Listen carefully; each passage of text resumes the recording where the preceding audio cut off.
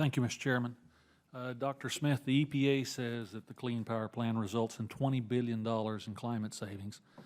Those of us who've worked with any of these kind of matters knows that a lot of this comes down to what kind of discount rate is calculated in your projections.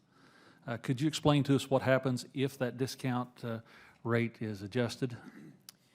Yes, the climate benefits are based on a long future forecast of benefits that don't start immediately. They start to accumulate later in time, several decades to 100 years or more out into the future. So the $20 billion, which I believe is the 3% benefit in 2030 in the regulatory impact analysis, is based on a 3% discount rate of those long-term future benefits that are occurring in the next century. If a discount rate of 5% is used, that cost comes down to about $6 billion, and that's also observable in the regulatory impact analysis. But the important thing, even more important than the discount rate, is the fact that those are benefits that are calculated not for the U.S., but benefits, 90% of them or so, are in other countries. So even out of the $20 billion, if you accept the 3% discount rate, perhaps only about $2 billion of that is U.S.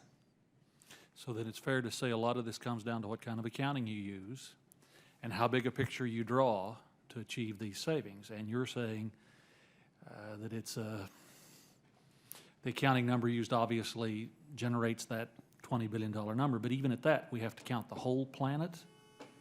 It's a choice, but it's not the typical choice in doing benefit cost analysis to include benefits outside of the jurisdiction of the group that's undertaking a cost. Do we know from the way the numbers are put together how much of that $20 billion in savings actually is alleged to be derived here in the United States? Yes, as I said, it's about 10% of the $20 billion. So, amazing. Doctor, also, in the EPA's Clean Power Plan, would it be described fairly as an unauthorized regulatory cap-and-trade plan? I'm sorry, could you? The Clean Power Plan put forth by the EPA, is it fair to describe it as an unauthorized regulatory cap-and-trade plan? Some of us went through the cap-and-trade wars not many years ago when Congress as a whole chose not to do that. The way the rule is structured, it allows states to put together cap-and-trade programs sort of voluntarily. And so in that sense, it becomes a cap-and-trade program by way of regulation. So in effect, what Congress would not do by regulation, it would happen. That's Fascinating. correct. Fascinating, Mr. Chairman. Fascinating. Yield back my time, sir.